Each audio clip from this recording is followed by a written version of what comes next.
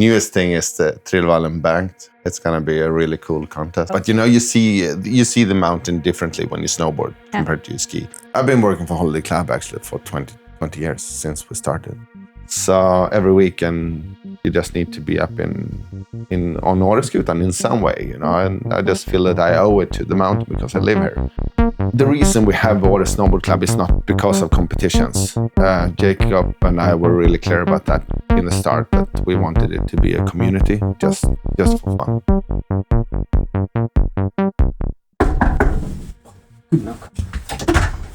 Hej!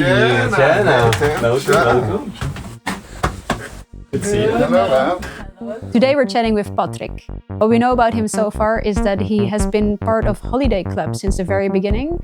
He is co-founder of the local Snowboard club, and he's organizing the Banked Slalom event this year. We can't wait to get to know him better together with you guys. All right, so now we just relax. You just relax and talk. Yeah, just relax. Hello, I'm Patrik. I'm really happy to be there. No, actually, I am. It was nice of you to invite me. You're wearing a nice T-shirt. Is it new? This is quite new. This is the logo for the new Åre Slalom Club. Nice. This is, but this logo isn't new. This is epic from 1989. Yeah, because there is a date on there as well. Yeah, it is. It's actually the 1st of May, 1989. This was created by Jonas Henning, Martin Wilners, Berit Lindeberg. They started up the Åre Snowboard Club. Oh. And when we decided to create our own snowboard community in Åre, we saw an old sticker from this one. Make a Svartstall in the village. He sent me a picture of this, and isn't this cool? And I just, this is beautiful.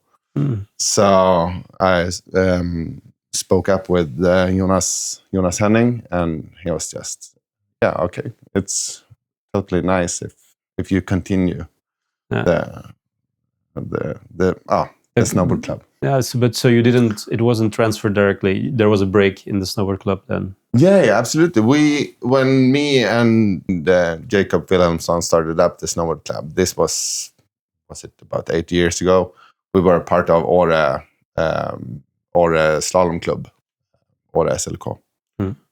And now for this season, we start to be our own snowboard community for some different reasons. But the most thing is that we just want to be more independent and more of a community than a idrottsklubb or a sports club. So I assume that means more paperwork as well, or is it not super complicated? Yeah, only for me. Oh, not for the kids. Are you the one on the official documents then? Or? No, it's actually Martin Holstrand, our skateboard guru in the village. Okay. So you're helping him. Yeah.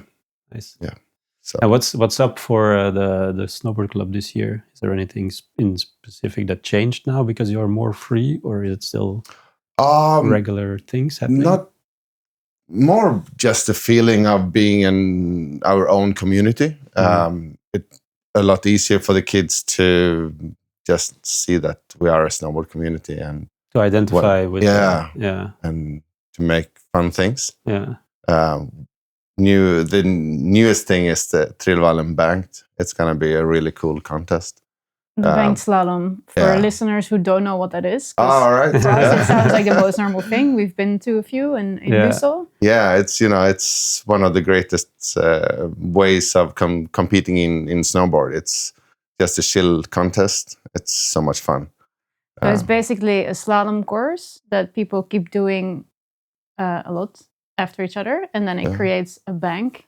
Yeah. And you also have to build it a bit, but it's also done by riding it a lot. Yeah, I think from the beginning people just rode in a powder track and created banks, and then they realized that it was kind of fun to ride in the banks. So then they started to hand shape them and to make a track out of it, and then there it was. Yeah, so it's a bit like downhill mountain biking. You can use the bank to get a smoother turn. Yeah, and then you do that at high speed, and you can not really brake anywhere. You kind of just keep going. So the track is built normally when it's built well. You don't have to brake, and you just speed through it, and then the first down wins. That's it, right? Yeah. And in general, it's about, what is it, a minute? No, I think the fastest one, at least when it used to be, was less than a minute of racing. But it's still, I participated myself, and you're dead at the end of your legs. But it depends on how long track we will build in Trillevallen. Yeah, it could be longer maybe. Yeah, and our intention is to build it a little bit longer and a little bit wider than the Husa track. But we'll see. People that show up will see at the time. So how do you come up with moving it to Trillevallen? What happened there? It was actually together with Johan and Lynn, the originators from Husa Bank. They shut down Husa. Only the competition, but they didn't want to run the Husa Banked anymore. And because Husa is like a small little ski resort at the backside of on the Åre, backside of the mountain. Is it completely done, or is the lift still working there, or is it? Yeah, the lifts are still working and everything. Okay. But Johan and Lynn and the people in Husa, they were ready to drop the Husa competition for other reasons, and we just started speaking together with some other people in the Snowboard club. Alexander Grimsköld was involved as well, and of course people at Trillevallen, they wanted to make something out of this as well, so they were really happy that we asked them to. I think it's a really good spot as well, because it's a nice mountain to organize something like that. More space, and in the south side, so it should be good. And we just dropped the invitations and the registration form, and we already at the start we got 50 riders in, and it's dropping in more every day, so it will probably be. Is there a max to it? Yeah, it is a max, but we haven't really decided exactly how many, but around 250 we think that we can, and it will most likely be fully booked. So people can apply already. They better be fast, because it's going to be full at some point. Yeah, I would recommend to not wait too long at least. Yeah, because it's at the end of March this year. Yeah, right? 29th of March. Yeah. 2025 we're talking about, right? Yeah. Just to keep the date. Not for this year, for next year, for 2025, for this season. Yeah. And I assume that's a lot of shaping work. Can people come and help you guys? Yeah, absolutely. So just hook into our Instagram and our Facebook. It's Åre Slalom Club. So it's good. It's totally, what do you say, ideellt arbete. What do you call that in English? What do you mean, ideal? It's it's unpaid, just voluntary work. It's just a big community of snowboard people that. I went to help in Husa last year, 2 years before, and it was really fun just to make one bank and help create that turn, and then later you ride it, you can test it a little bit. So it's I would recommend it myself as well to be a part of the creation itself, because it's already a lot of fun. It's going to be nice, and we have spoken a lot with other companies and other people. Is it okay to name drop companies? I'm not sure. Yeah, definitely. Yes. Now we've spoken with Åreskutan, for example, so they will help us to get some beverage and drinks for the digging crew. Nice. Cool. And Åre Lagat team will also help us to be able to serve some food for the ones who help to dig. So that's really good food. So it's beautiful of those companies. And, will they be present at the competition as well then? Yeah, at least I hope so. Nice. I think so. It's turning into more of a bigger event than maybe this year. Maybe more organized or structured. Yeah, a little bit more organized. Yeah. So it's gonna be a little bit more of a setup together with Husk, the restaurant, the new restaurant in Åre. Yeah. We will have both the Friday and the Saturday. We will have at Husk. So we will also have something happening at like an after party, or like an after party. Nice. We will still be having some activities at Trillevallen, of course, and an after banked sort of activity over there. Nice. So it's going to be more like a full weekend. A little bit more. So it's a little bit more. Cool. Of a weekend event, and it's going to be fun. Everything is not set for details, of course, but it's going to be a fun thing. In the making. Yeah. Is there a way that you can avoid it getting super icy, actually? Just thinking about that. This banks. Yeah. It's a part of banked slalom as well. It is icy sometimes. Yeah. But it also depends on the face of the mountains. I think this one is, like I said, more south facing. East. It's east. It's more east, actually. Yeah. So it depends. And it's later in the season. But I know that Huso it's very north facing. So that makes it already quite hard and icy. Yeah. So it could be. And I don't think it's a big problem if the banks are a little bit hard. Of course, you don't want them to be icy, but it's... No, it's good that they're hard. It's, hard is good, but last year was quite icy, and that was tricky. I'm not originally a snowboarder. It was, I just fell a few times. I'm not a snowboarder originally, but I did do the banked slalom the last 2 years because I want to push myself. And then I'm very nervous at the beginning, standing there. But it's really fun with all the ladies to be there at the top and, encourage each other to do it. Yeah. So I will join this year. Ah, perfect. But so for everybody who wants to try it, I really can recommend it. Even if you're not the best snowboarder, it's just a really fun experience. Yeah, it's a good atmosphere at the top always. Everybody's motivating each other. Yeah. That's nice. Yeah, and it's not as... When you have slopestyle competitions, for example, it's very...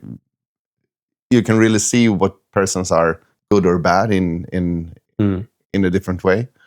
And when you ride a banked slalom track, it's, you just blend in. No one really sees what time you will end up at. Of course, it's a time competition at the end, but people, they just ride the track and they get the shares, they get the claps. Everybody's, happy and helping the riders. Last year I wanted to give up a few times when I fell, and I was like, I just did it. It doesn't matter.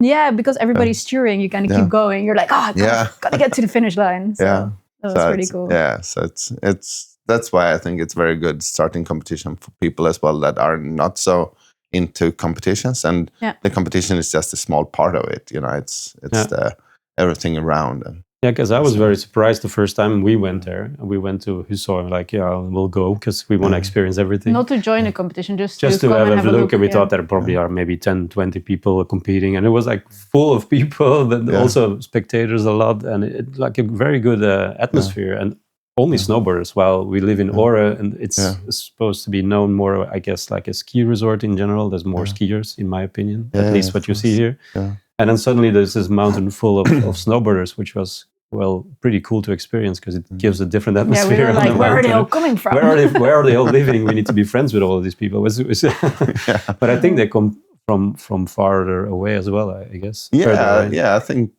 people traveled to the competition. Yeah. Well, I'm not sure if they're going to travel to Trillevallen Banked. Yeah. But, still we're happy if we just get the villagers together and have a fun event. What was the first time you did a banked slalom in your life? Do you remember? It was actually Huso Bank that when it was for a competition.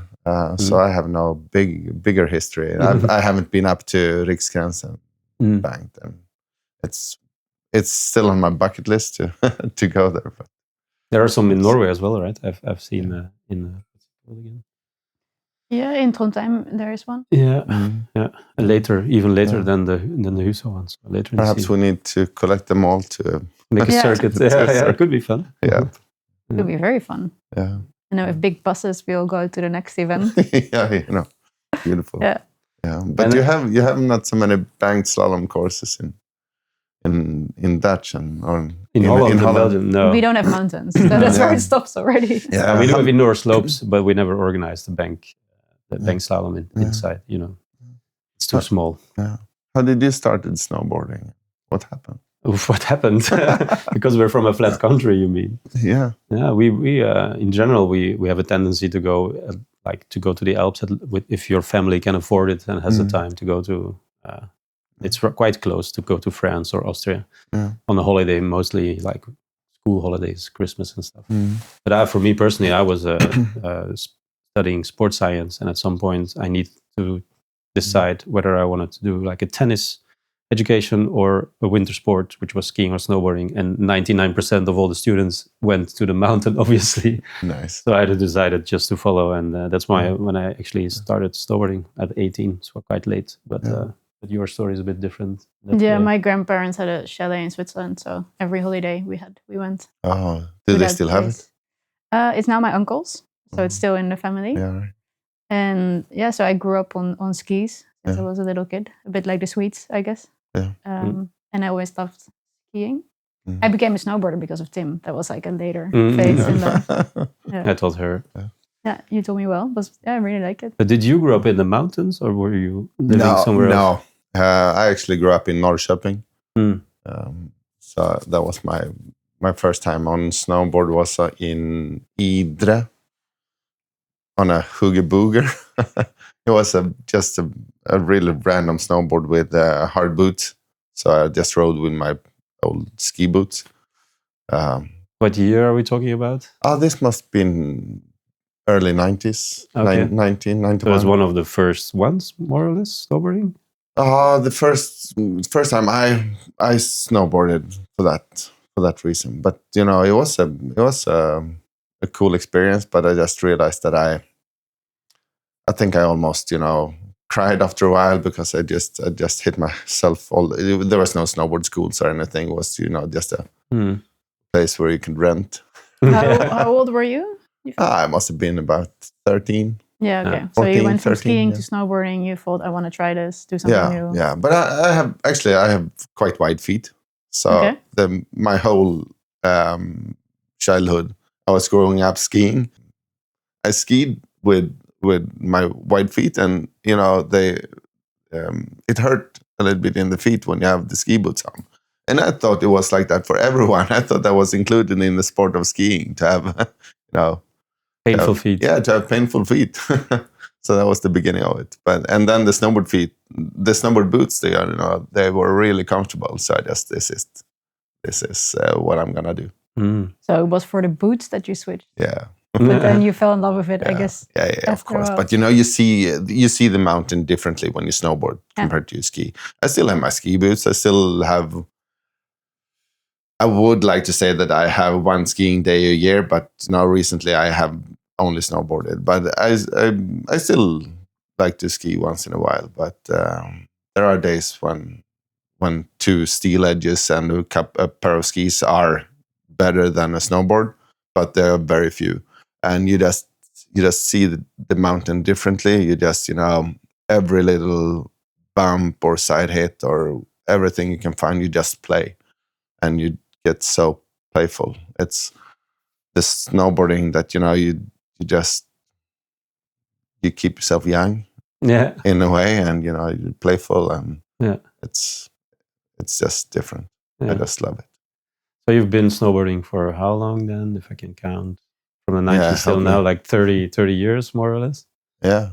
It's a long time. Have you always been close to a mountain or living? Or, have you always had the opportunity to go a lot? In Norrköping, we had Yxbacken. It's, one Pernilla Wiberg's old mountain as well. So, it creates good skiers at least, but and also good snowboarders. We have our Sälen snowboard guru, Bollen, that works with the backyard battles as well, and he's a speaker as well in the Swedish Snowboard Series competitions. Very good snowboarder. He grew up there as well, so we were snowboarding together. Our local taxi driver, Johan Weimer, also from Yxbacken. So we had a little bit of a snowboard community over there as well. The other ones were riding slalom tracks and building, what do you say? Sätta käpp, we call it in Swedish. It's, they just build slalom courses. And because it's, just to imagine, it's like one run. It's like a very small slope. It's small. It was one run down and then a family slope. I think they have built it a little bit bigger now. Yeah. Because this is something also listeners maybe not realize. If you always go to the Alps, you always think of these big resorts, but Sweden has a lot of these like tiny little mini resorts. Like basically one or two lifts and that's it, right? And this is so important because it widens the snowboard product, or people can snowboard from all over the country, and then they, of course, want to snowboard here in Åre or. Are those little places surviving these days, or are they closing down more? Yxbacken is still surviving. Okay. Yeah. Cool. But I'm not sure how they cope with it. But I think they have, better snow making machines and. What happened when you were 16? Did you go to gymnasium somewhere? Yeah. What did you choose as a subject? I went to technical IT. What do you call that in English? I'm not sure, but IT, engineering. Yeah. But I just ended up working with marketing, so I didn't really follow my gymnasium. But the way over there were a bit bumpy. But But you found your way to marketing, so nothing with snowboarding. That was like it stayed a side hobby. Yeah, absolutely. I've never been working with snowboarding. It's just been one of my interests. Nice. And you moved away from home like some Swedish people do, or you stayed around your home with the gymnasium?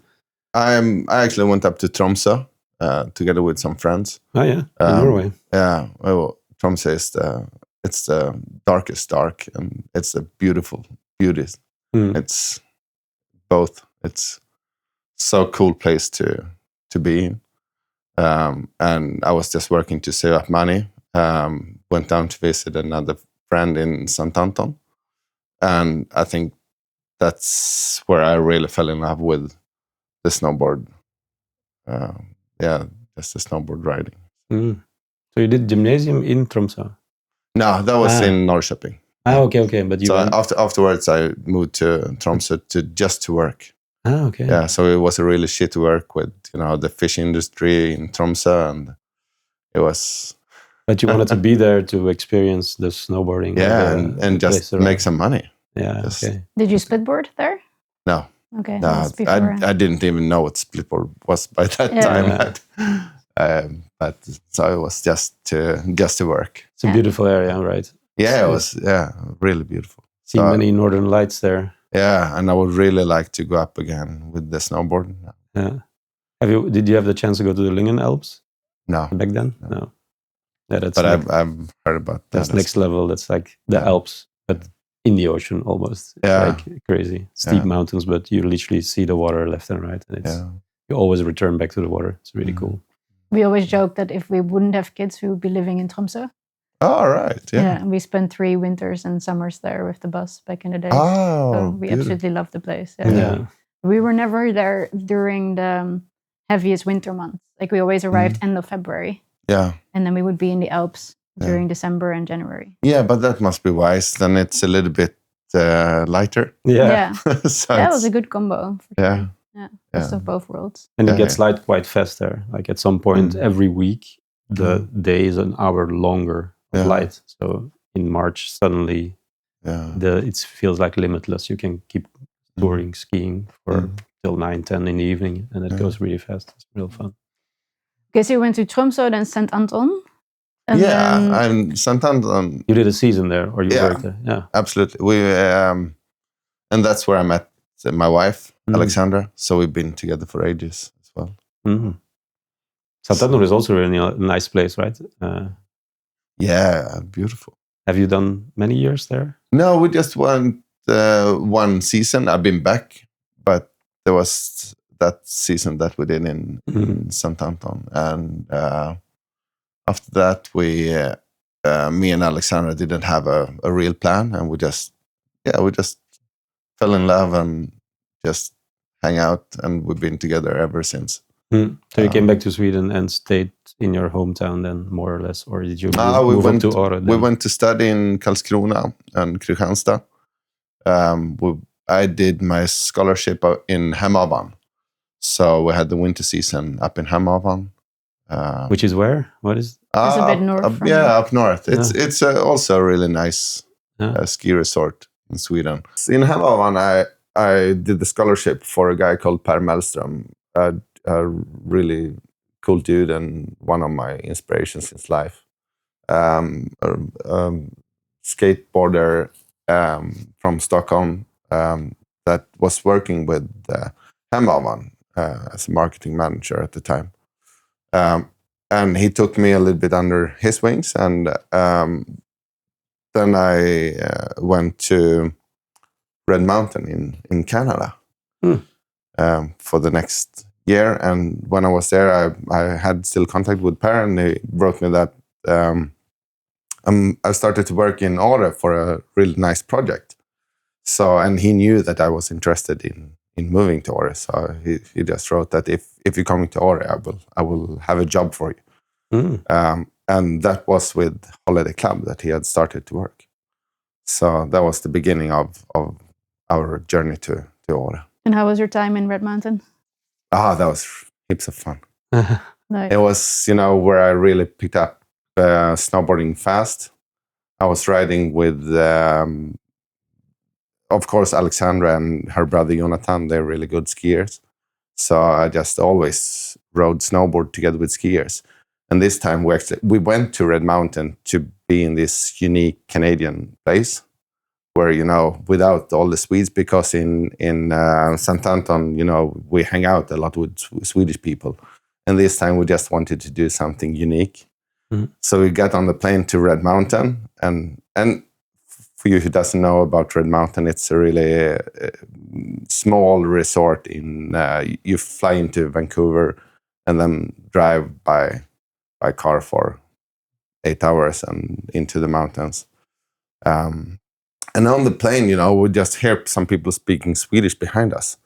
And then it's, Per Jonsson, Haglovs, who works for Haglovs now, and his mates from Kiruna. So we started to speak with them, and they were about to come to Red Mountain as well. Really? So, just, all right.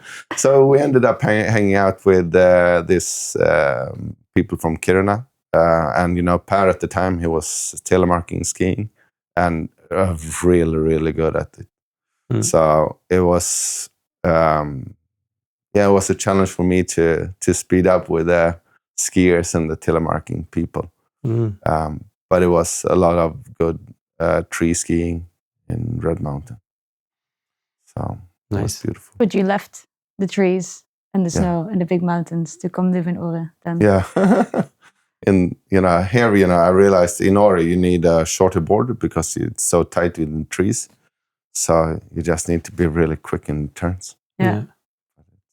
But you still wanted to go back to Sweden, I guess. You didn't want to build your life and stick around in Canada for longer. No, what was the reason?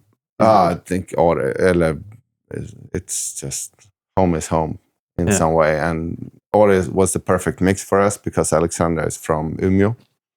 So it was, still a bit, we wanted to hang out in a ski resort. Hemavan is too small. You cannot stay there for the life. For life and for year round. Sälen is not really a place where it's so spread out. So it's not so fun to live in Sälen for that sake. Åre is still, one of the key benefits in Åre is Åre Torg. I just love it. But you both moved away from your families then as well. And is that you had a good connection with your family and your wife as well, or was it just a normal thing for you guys to do and say like? No, it was just quite normal. It's still, it's not too far away to go and visit them, and it was still in Sweden. But Sweden is big. Sweden is big because Umeå is quite far from here, right? Yeah. For us in Belgium, you would be outside. You would be in Holland. We can cross our country in every direction in 2 hours, and then still people complain that people live too far in the country. And here you often drive 8 hours to see your family. It's a different kind of normal, I would say. Yeah, of course, it's long distances. And that's one of I would really love to be in Europe for a while, but it didn't really. And how was that first experience then working for Holiday Club? I've been working for Holiday Club actually for 20 years since we started. When we walked in there, it was just concrete. We were working with yellow building helmets and showing the villager where the horizontal pool were going to be and how the rooms would look, and so you were there at the very start of the holiday club. Yeah, absolutely. And what was the idea behind it? Who came up with it? Who made it happen? Holiday club? Yeah. It was Åre, the municipality in Åre, that also wanted to be able to arrange bigger events, and also we had the World Cup, the Alpine World Cup, that were the World Championships that were about to happen, and so this was a part in a bigger plan from the Åre commune, that they wanted to have a bigger place, a bigger arena, where they could host this kind of events in the village. Because there's a huge space where they can do, the arena. Like the arena, it can hold, how many people can be in there? About 3,000 people. Yeah, so that's a lot. Yeah, and now, when we have used it for Åre sessions, for example, that is a magic weekend here in Åre. It works because of that place. Yeah. So it's quite unique in the mountain town, I would say, to have that big of a venue to be able to organize things for so many people. Yeah, and I didn't know at the time when I started working with it, but now when afterwards, a lot of people here in the village, they say that there was a time in Åre before and after Holiday Club. Okay. So kind of made it go to a next level. Yeah, it was, a deal breaker, and also Holiday Club started to be open all year round. So it was like an engine for the summer activities and everything. So it was very important for the And then there is for the development. Yeah, the big swimming pool and sauna thing, and then a fitness, and then a restaurant plus shops. Yeah, a hairdresser. There is a O'Leary's. Gotta need one of those. Bowling, and then how many hotel rooms do you know, ish? Yeah, about 250 hotel rooms, but not from the beginning. It has developed in stages. Also, there was no fitness center at least. Not as it looks now, and a lot of things have happened with Holiday Club as well, and I think that's why I've been able to stay there for such a long time. It's been different owners, different inriktningar, different directions. So I imagine it's quite complicated to have all these businesses in one. Like, who's in charge of what? Is everything managed by one guy in the end, or do people rent the spaces and do their own thing? Only Ski Star and Johanna in the hairdresser is renting spaces from us when it comes to the businesses. The other things is franchise. So we also have the O'Leary's and the eatery, the Pressbyrån. So Holiday Club run those. So it's a bit of a nightmare for me that works with marketing, because I need to have multiple brand books in the head to see how to deal with different. And I don't know if you're allowed to talk about this, but is it a profitable business in the end? Yeah, it is. Yeah, okay, that's good, because it's of course, but it's not a räkmacka, if you say so, because it's very very high. Very high fixed cost with Holiday Club, so it's not something that we're not a money making machine for the company in that sake. Holiday Club is a big brand in Finland. Okay. So we have Finnish owners, and of course they want to see profit from Holiday Club, but it's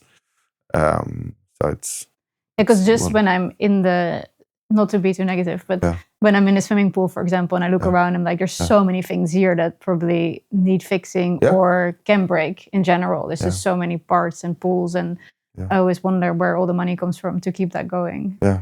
But Yeah, absolutely. And we have had a problem before with with maintenance and to keep things in shape. And it's a little bit of a new time now as well. It's been a little bit depending on the people who have who have had who owned it, and who they have managed it, of course. And now I think we have a really clear strategy that we need to fix things They've been, for example, the bowling is a place where we have the next level. We will rearrange the bowling system to keep it more secure, so we can have a nicer bowling. Like you're gonna modernize it in some way. Yeah. Okay. So it's need a little bit of repainting and refreshing and everything, and so it's a better. It's more of a strategy now that we need to keep it really clean and nice, because we know that things were out after 20 years. It's no wonder, but it's also. I heard around town that just gossip, that I pick up somewhere that a lot of people are wondering what's happening with the swimming pool, if it's gonna get like a complete renovation at some point or not. Do you have any more information about that? No, it's not gonna be a complete renovation in the near time. But right now we're looking into the season sauna or the sauna world to make sure that we have a good product with the saunas. So that's the next step, and of course it's just to keep it clean and keep it fresh, and the lightings in the pool, for example, have been a little bit dark over there. So our maintenance crew at Holiday Club have been working with that and are still doing it. Mm-hmm. So it's very good. And you're part of the working there. What is it that you do? I'm right now. I work as a marketing manager. So concretely, that means you put out all the information about Holiday Club, basically. Holiday Club. Yeah, and you get a budget for that, or you have to. It's quite a new role for me to be manager for that part. I've always been working with marketing for one side or another, for the apartments or for the hotel. It's been, as I said, it has been happening so many things with Holiday Club during these 20 years. So it's not the same company. It's so easy to say that I've been working with Holiday Club for 20 years, but it's been, different owners, different directions, different people all along. So it's been. Is that good or bad? Like, is it nice to constantly have a new kind of input and refreshed energy, or is it more negative that it's always changing? How do you experience that? I think that's why I'm still there. Okay. And, for right now, yesterday we had a meetup with all the people that's going to work for the season for Holiday Club, and a lot of really cool people that comes up. So now, today when I come to work, I have a lot of new people to interact with. So it's not that you're going to your local work and see the same people day after day. It's so much happening at Holiday Club. And is that quite an international team, or is it very Swedish? No, a bit of both. Most Swedish people, but some international people as well. So it's good fun and always something going on. It's one day, it's a really big conference and people come with tie, and it's really strict business, and the other day, it's just mellow after ski people, and people come, with bathrobes walking through the lobby, and it's just such a mix of people in there. There's lots of stuff being organized, like the Hagelofs Film Festival, for example. Yeah. It's pretty cool that those things happen, though, I think, in a ski resort that you, again... And musicals for kids. I saw that passing by. Yeah. Lilla Sjöjungfrun. Yeah. They will come. They were here in höstlovet. Yeah. Did a beautiful show, and then they are coming back 3rd of January. So if you weren't there, just go and see it. It was really good. Yeah. And of course, it's a little bit of a childish theme with Lilla Sjöjungfrun. But it's Little Mermaid, by the way. Little Mermaid. Okay. Yeah. Oh, sorry. Yeah. Okay. But it was a really good show, and they're really professional people doing the show. So but later in the season, are like the winter season, at the end of the winter season, is stuff happening then? Yeah, Åre sessions will come. It will be the first weekend of May for this year, and that's where really Holiday Club shines as its finest. It's getting bigger every year. Maybe explain a bit what it is, because listeners don't know what Åre Sessions is. Yeah, Åre Session is a music festival in Åre. And from the beginning, it was just some people in the village speaking together with. I'm not really sure how it ended up from the start, actually, but they were just speaking about that there was an opportunity to create some good event and just boost the last weekend of the season. And your ticket is included in your ski pass, at least these days it is, so that's pretty cool. Yeah. And then there is events all over town, but also on the mountain and in Holiday Club. Yeah. And are you guys very involved in planning the festival? No, it's a team with Luger. They're called that plan and create the festival, and also they are really professional in doing this. So they work together, of course, with the village and with Skistar and with Spendrups. So they have main partners to be able to do this. And of course, it's a really nice thing to include the ticket in the lift in the ski pass. And the meaning of it is that you start up the mountain, you do the skiing and the snowboarding, and you have the after skis and the lunch venues and everything. And then you end up one stage, so you come down to Timmerstugan, and it's a huge after ski with bands and with really good, really good musicians. And then people go home, they just get dressed for the evening, and then they come down to Holiday Club. So you just get lower and lower and lower, and then you just end up in the lake after a while. But now it's hopefully you stay at Holiday Club. Yeah, it's one of those weekends now that people speak about, and now we've been around for too many smaller and bigger places in order to snowboard together with the Snowboard Club, and people speak about Åre session. It's really created some. You mean if you go with the Snowboard Club from Åre to another? As soon as we are in some different spots, they speak about Åre sessions. I heard about Åre sessions. So I think it just grows bigger and bigger. So. But in its current form, how long has it existed? Maybe 10 years? No, I don't think so. Is it this the 5th year? Really? So it's quite new. I just... Yeah, something like it. No, I'm guessing, but I thought it was an older, established thing already. So that's cool.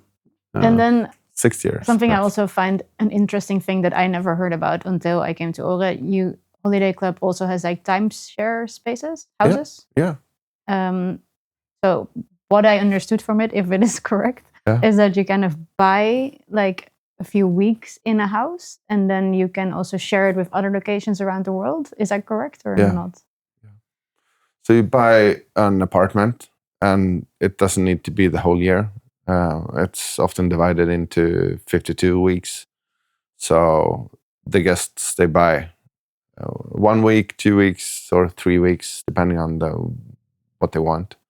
Now we've almost sold out all the winter weeks, so it's very hard to buy a good winter week. We still have really nice summer weeks for the ones who like to bike, and autumn weeks, of course, as well. But the main thing about them is that you have a value into an exchange system, so you can swap the weeks to different places. So you can go to Mexico? I don't know. Yeah. Mexico has a lot of places. It's not borderless. It's places where it's through RCI that is our exchange systems, and they have really good places. For example, in Mexico, they have in USA, they have in Spain, they have in Italy, and they have almost all over the world. But of course, there are some limitations. And almost there are many resorts that you come to, and always you exchange it for apartments that are well equipped. So let's say you buy week 3, 4, 5 here in Åre, which is now not possible anymore, but let's say it is. Then during exactly those weeks, you can swap with another place, or can you also then go on another date, or does it have to be in those weeks? No, you can go other dates as well. Okay. So you just swap the weeks into RCI and take the value out of that week and choose other weeks all over the world. And the value in Åre is quite high. Okay. So our our owners in Åre, they can most likely go 2, 3, sometimes 4, sometimes 5 weeks abroad. That's a good deal. Yeah, so it's for the ones who really know the system and can work with it. It's been really, really good. But then you buy a week, but so the property you do not have to really worry about. You're not the one renovating the house when something is broken, or you don't really leave space in there. It's more like a hotel or an Airbnb in that sense. You pay a yearly maintenance fee. Okay. And you don't need to worry about it. So it's an easy way of owning a winter house in Åre. And it's like, I guess week 9 is more expensive than another week in the season. And is there like what's an average cost for 1 week? Is it hard to say? But it's between 80 and up to 350,000, 360,000. So it's a span of, depending on how big apartment. But from 80,000 you can buy a week, more or less. Yeah, you can get a smaller week in a lower period, for example. And do you see growing in summer as well? Yeah, absolutely. And the summer is where we now can shine, because we don't have any more winter weeks. We have some winter weeks, but not many. But the summer, there we have some unsold property that we can sell. And interseason, or is it then closed, like in between the summer and the winter, or you're open all year round? Yeah, absolutely. So and also, it was very fun because we have for example, some Indian families coming from India together with this system. So they just see in the system that it's free places available in Åre, and they have some sort of vacation system in May. So they come to May during this time, and we just wonder, what are you doing here? It's like nothing open. It's just, how are we gonna, make these families happy to be in Åre? But they just love it as well. They just, think it's really interesting for them with the nature and with they of course like. Yeah, often if you travel to a country that you do not know at all, you might not be there at the perfect time of the season. Yeah. Like, let's say I go to Thailand. I don't know if maybe I will, but do a lot of research. Like, okay, what is the best month to be there? You're just excited to go to a country that you have never seen before, and everything is exciting. Like, it's new and a different culture. And So, do you own any weeks? Yeah. Me and Alexander own actually one of the summer weeks. Nice. Yeah. So you go to other places in the world then as well? Yeah, we have it as an exchange system, of course. What's one of the best or the most favorite places you have exchanged your week for? We actually haven't owned that for so long time. But we've been to Spain with one of the exchange weeks, and that was a really nice apartment. Yeah. But I think one of the things that I would like to do with the system is to exchange it and get 4 weeks in a row down the east coast of USA. Oh yeah. Just fly into New York and then go down to Miami, and just get a car, and then have different weeks in just 1 stages. month in the States. Nice. Yeah. That's possible then. Yeah, with the system. Yeah, absolutely. Can you go snowboarding in Japan with it? I checked actually places in Japan. There are a few, but there are none in the snow where I would like to go snowboarding. Yeah. But we've been to Japan to snowboard and you also ski. been, yeah. How was that? Oh, nice. Nice. No, it's it's so cool with the atmosphere and with the people, and just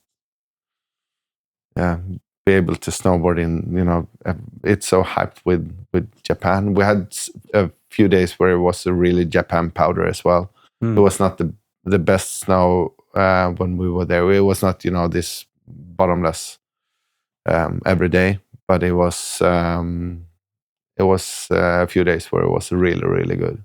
Nice. But also it's quite hard, when you need to have the steep slopes as well.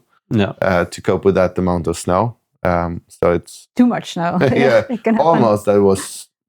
I'm not sure if you can say this, Victor, you need to cut this. But still, there can be too much snow. I think there can be too much powder. It can. I think we've had it also in the strategy, definitely. literally not moving forward. Yeah, you get stuck in a way, and you have a better run when it's just perhaps 40, 50 centimeters, and you really can boost the speed and get the turns. It also depends on the weight of the snow, if it's light or heavy. Imagine the day that happens here in Åre. There's too much snow. Yeah. Has there ever been a day like that here in your life? I've never experienced that here in Åre. No, actually, but of course it's been good days. Yeah, and never too much snow, I guess.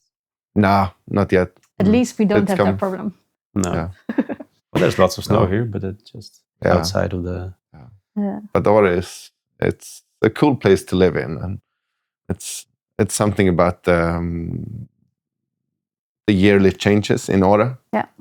There's always something is going on, and this is also something that is really hard to say, and because I just love the snowboarding so much. But one of the best weekends of the year is first weekend in May when everything shuts down. Yeah, the quiet, the peace. And because this is also partly because I really love the snowboarding, and every day of the season when the ski lifts are open, the mountain calls. It says that, Patrik, you live here because you need to come up to me. So every weekend you just need to be up on Åreskutan in some way, and I just feel that I owe it to the mountain because I live here. So I just cannot really relax a weekend for the season. It's like, and when the first weekend in May comes and everything's shut down, and I just, get chilled. Yeah, you allow yourself to relax. It's quite a good feeling as well. So I'm not saying that I would like to have May all year round. I'm just saying that I really enjoy that feeling as well. This season is over, and it's been a really good season.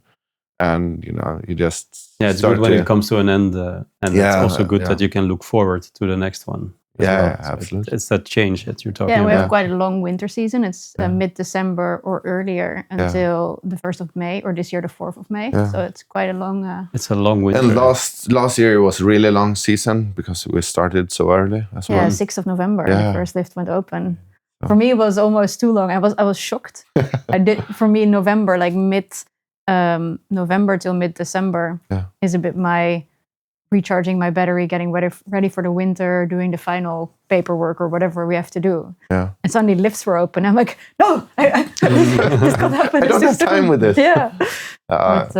Then we said every day is a bonus day. So, if you can't go, it's okay. But if you can, it's great too. Yeah. And of course, the older we get as well, and we get a little bit more, I don't need to be out in the mountains a whole day, for example. No. If it's, really windy and really shitty, if we just have a few runs, I'm happy. And that's a luxury we have in Åre, that you don't have to drive very far to get to the mountain. Yeah. So you can just go for like an hour, a little break, or 2 hours. And be done. Yeah. And just get some energy and go back. It's my favorite part of a season pass in general in any resort. Is that you don't feel so bad when you just go for a little bit. Yeah, it's so nice. One of the other favorites in Åre is the long lunch. It's also one of those things that it's so nice with living in the village. You just take a 2-hour lunch break and pop up into the chairlift. Yeah. Go up. Sometimes I have the lunch with me in the lift. Go up the mountain, have a few runs. The best thing is if the gondola is open. So we just go up to the top, have a quick run down, sladda in at Åre Torg. You just make a turn next to Åre Skidsport, and you just walk past Åre Torg and, back to work and get a few hours of work again. And that's also quite unique here, that you can actually go from the top all the way back to the city center and literally walk to your work again. It's one of those things where you really, you just love Åre when it's like when you do that. Nice. We have been here for only 3 years, but you've been here a lot longer now. Yeah. Have you ever had a moment that you're like, I need to get out of here and move somewhere else? Or have you been always happy to be here? No, I don't think so. Oh, that's good. No. I like it. It's always, been in my heart to be here. Yeah. And I think because of all the different people you meet, the only thing is that some of our really good friends also move out. So you meet people, and you get really close to them. And then after a while, people, it's like a circulation of people as well. Mm. And are they moving because they're moving back to their hometown, or are they going different places, or what's usually the reason they move? Oh, yeah. Often they just go back to the city again, or to the families. Always when you have kids as well that come up to a certain age, the family and everything starts to draw. And life, of course, work. It's also some things that we have spoken about, me and Alexandra, is it worth to be here to work at Holiday Club, or what happens if we move to Stockholm, for example? What kind of work or job can we find over there? And why would you move to Stockholm? Actually, the plan was that before we moved to Åre, we had a plan that we would like to stay in, for example, in an apartment in Söder, really close somewhere to the city, and just, have 1 year in Stockholm. Because you just do that first so you can check it. And then I can... Just the experience of living in a city. I've never really lived in a big city like that. Norrköping, when I grew up, were never big in that case. So that would have been fun to just have done before. Now we have that as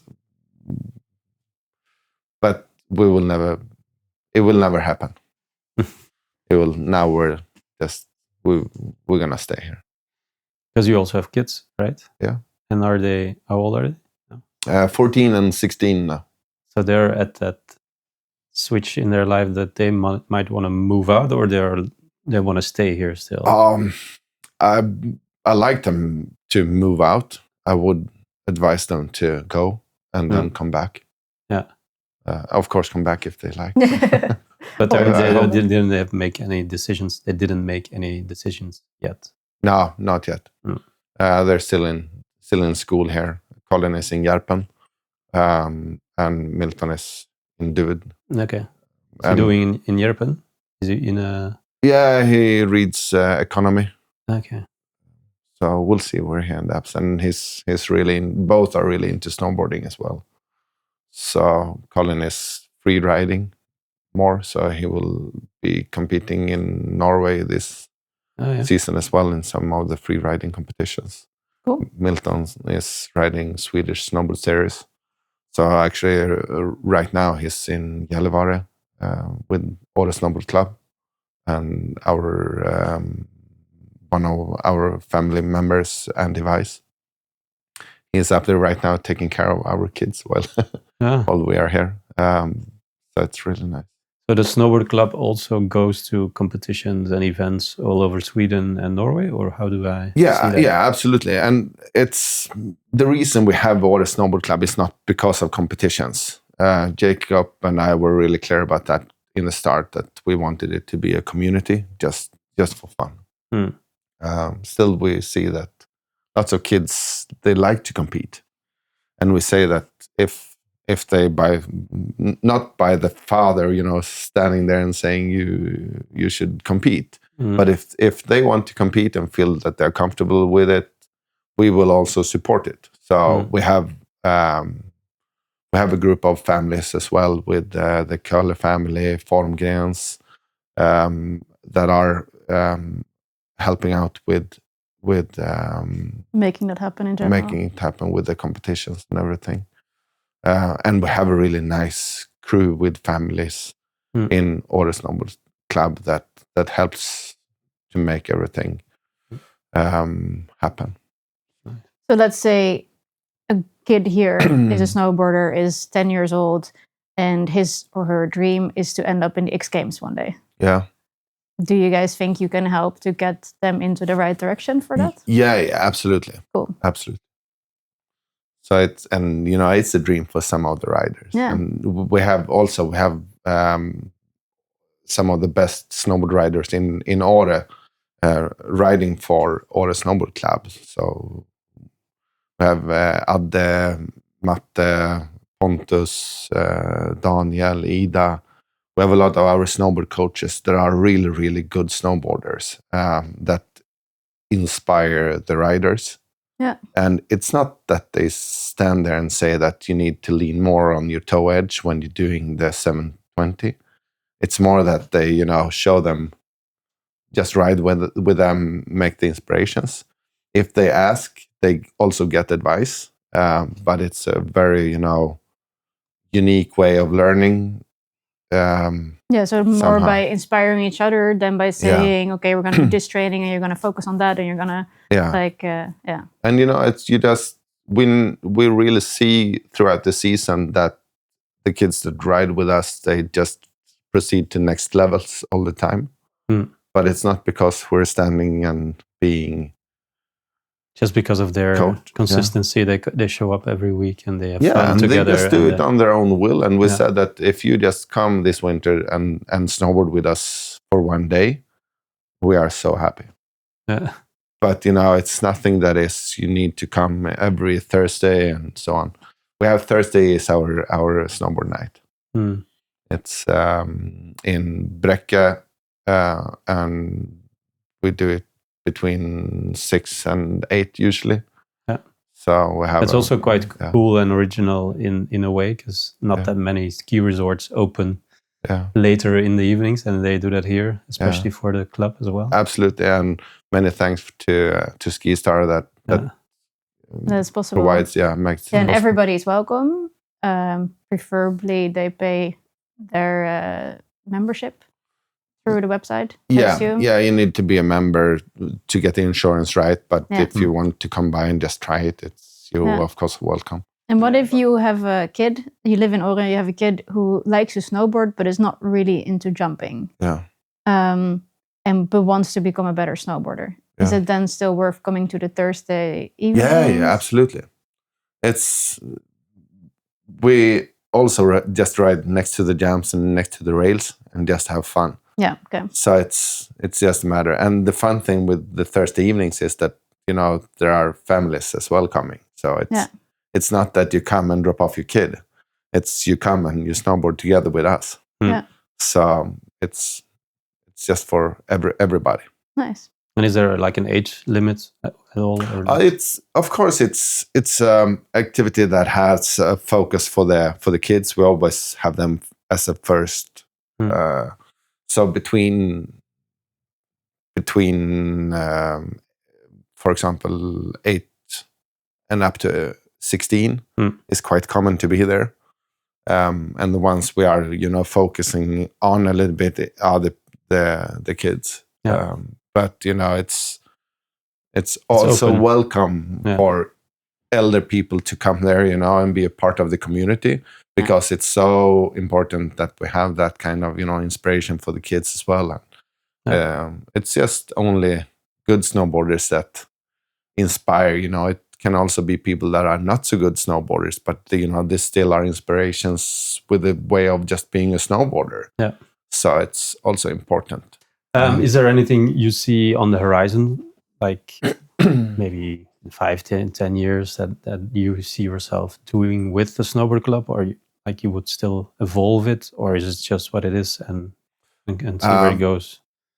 Or you see yourself stepping out of it and handing it over to other people? Yeah, I think me and Jakob, we will probably always be in the Åre Slalom Club somehow, but of course we need more families coming in under and taking over in some parts. At least I would like that. You would like that? Yeah, and we have some of the families that are riding with us. They are really into snowboarding and wants to do things together. So I think my role with will be a little bit different from now on. That we more make space for people that want to create things. So it will not be, it will not be so much hard work for us. It will be more that we hand things over and let other people grow into the community. Let's say somebody's listening and wants to get involved, but is a bit like, "Ooh, can I do this?" Or maybe doesn't feel ready to approach you guys. Could be happening. How can they get involved in the snowboard club and help out and be a part of it?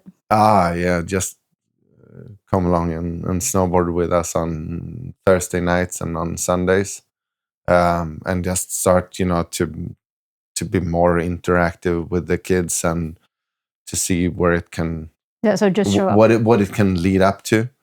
Of course, we need people that also can help out to arrange events and so on. We had during the autumn market, for example, we had our gourmet hamburgers, and we had our local dude Emil Boson helping us out with the hamburgers and everything. And it's a lot of things that we can do that are quite small and quite just fun, just to be a part of it. We just help each other in a good community way, and see where it leads up to. So just being a part of it is so fun. And now we're getting distracted. We were not done yet with the subject. What's your DJ name? Oh yeah. Next to me, I have DJ Silver Fox. It's got to be mentioned. Behind the editing computer is DJ Nilo in the house. So I'm surrounded by DJs right now. I feel like something brewing here. Something needs to happen. But you don't have a name, right? I don't have a DJ name, but it should be either DJ Patman. Yesterday I got called Patte again, and that was quite fun. It was an old nickname that I had in Norrköping, and no one calls me Patte anymore. It's a nickname for Patrik. Then yesterday, one of the younger employees at Holiday Club, they wrote my name on the bowlings, and she wrote Patte. So DJ Patte. There we go. Patte. I think that's a good one. DJ Patte. It makes you smile, so that's good. That's what we need. DJ Patte in the house. That works. I feel it. All right, done. So it's good. So now we need a DJ club. Yeah, we should have that. Yeah. But no, it's good fun to play music. It is. So always are. And I've never been so good to create music. I have a friend who's really good with music and plays music with the family. So we try to blend in music at our home. I bought a guitar for my kids. I bought some keyboard for Alexandra as well, and the kids are playing it now. Okay, so it's working. They're actually they're starting to interact with music, but I suck. So I'm better off just listening to music and playing music that is already made. So I stick on that. So it's more fun. Is there anything on your bucket list that you still want to achieve in your life? It's maybe quite of a wide open topic, but like an experience, a dream, or job-wise, whatever. Anything that you think like this is something I've been wanting to do for a long time? Ooh. It can be hypothetical. It doesn't have to be realistic. It can be like a dreaming big thing. No, but I would really love to stay at the beach, to live at the beach and surf for real. Can you surf already? I'm really shitty. But you've tried. No, but I've been surfing a few times. Nice. I stayed 1 year in Melbourne. We went to surf over there, but I never really, got the really hang out of it. So I really need to have some time at the beach, and at the time when I was there, we stayed quite far from the beaches, so it was not a weekend thing. It was just, more of a tryout. And we tried to surf when we were in Mexico as well. We just bought a surfboard and a van. We went down from Vancouver all the way down to Mexico to Bahia and went back up again. 4 people, all of us sleeping in the car as well. And we tried to find the never-ending wave. And we actually met the guy in Mexico, and we were asking him where to go to surf. And he was really like, you should go to this spot. And we tried to find it, and he really says that it's a never-ending wave, dude. So I really tried to find that one, but we never did. No. So you need to continue that search. Yeah, the search for the never-ending wave. Yeah. It should be one of the next tasks on my life. And you see it happen in, like, for example, when your kids are older?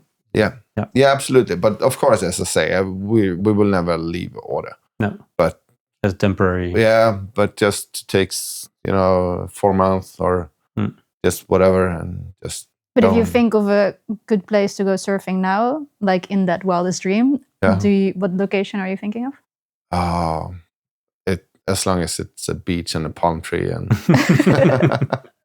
and some nice warm weather, but are there allowed to be sharks?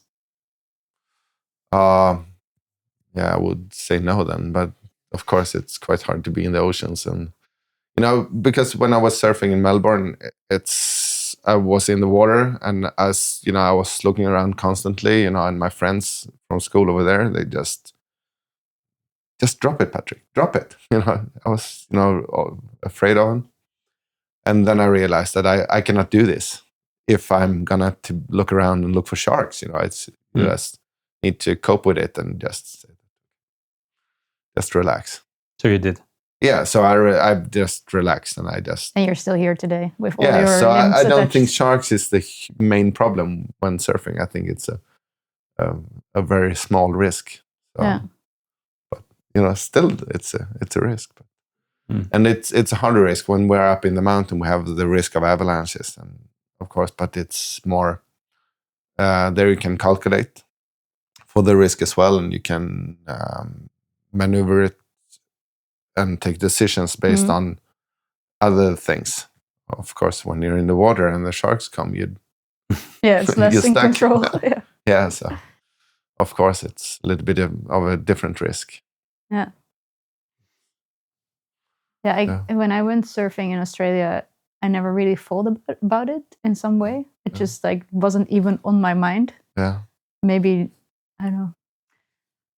Youthful ignorance. Yeah, youthful ignorance. Just not caring. But that's good. I think that's the way to go. Yeah. But how did you do it?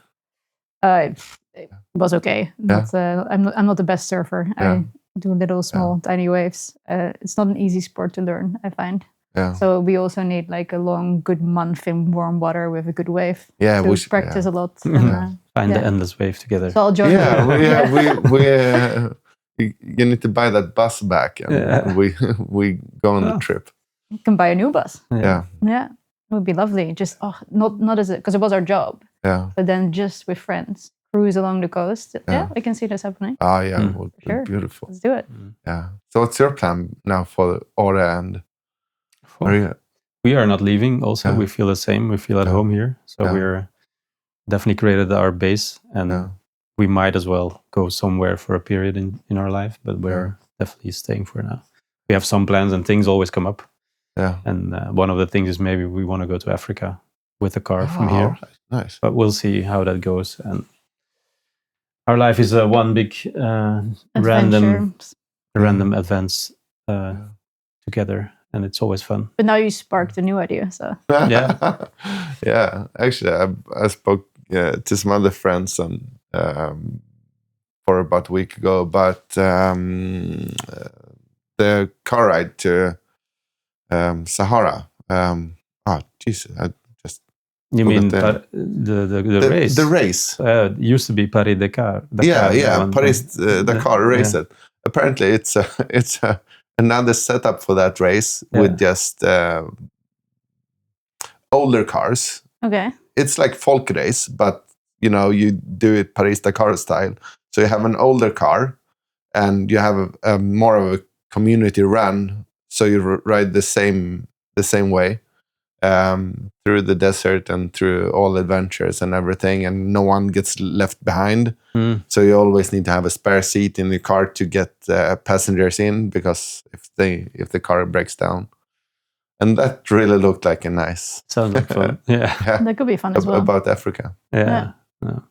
So I think it's a lot of fun things that we could do. It's fun to have dreams and be open for any adventure that comes our way. The world is your oyster, as they say. Yeah. So much to be found. Yeah. I have a question for you. Yeah. Maybe you can answer this one. I sometimes get emails from people that find us through the worldwide internet. And they are snowboarders, or maybe got an instructor license, or want to do a season here, but they don't really know where to start or how it works or how to get a job. Do you have any advice for these people?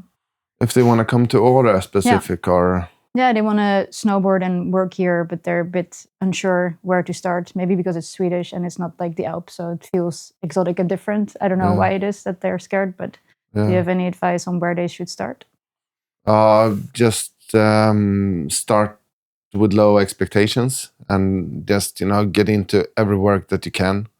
As long as you get the work done, you get the community and you get friends, and there you can start to experience the snowboarding and go out with friends. And what's the easiest way to find a job in Åre? Is it Holiday Club? Yeah, Holiday Club for sure. No, but of course, it's the easiest thing is because lots of people, they apply too late. So it's always good to be, just right after the summer to contact Holiday Club or whatever restaurant or place you want to work. When do your applications open? What time of the year is that? It's not a certain date, but just as long as we get people. And also, when we have recommendations, it's also good as well, of course. But it's always good to be a little bit in advance, so you don't just come down here now in December and think that I'm going to move to Åre to get to work. Because now, lots of the places here in the village, they have already set up. But so the end of the summer kind of is on time still? Yeah, absolutely. That can be a good time to start to maneuver it. Yeah. And of course, nothing is impossible, so it's otherwise, just move here and just do it. Yeah, and just perhaps the biggest advice is to just do it. Just jump in the car and never leave. Well, to wrap it up, we have some rapid fire fun. Are you ready? Oh, I suck at this. Nah, skiing or snowboarding? Oh, snowboarding. That's what we got that one. that was fast. Sauna or a hot tub? Sauna. Morning person or evening person? Oh, I'm an evening person. Ski? No, not ski. Hike or bike? Ooh, bike. There you go. You got this. Yeah, that was easy. So easy. So easy.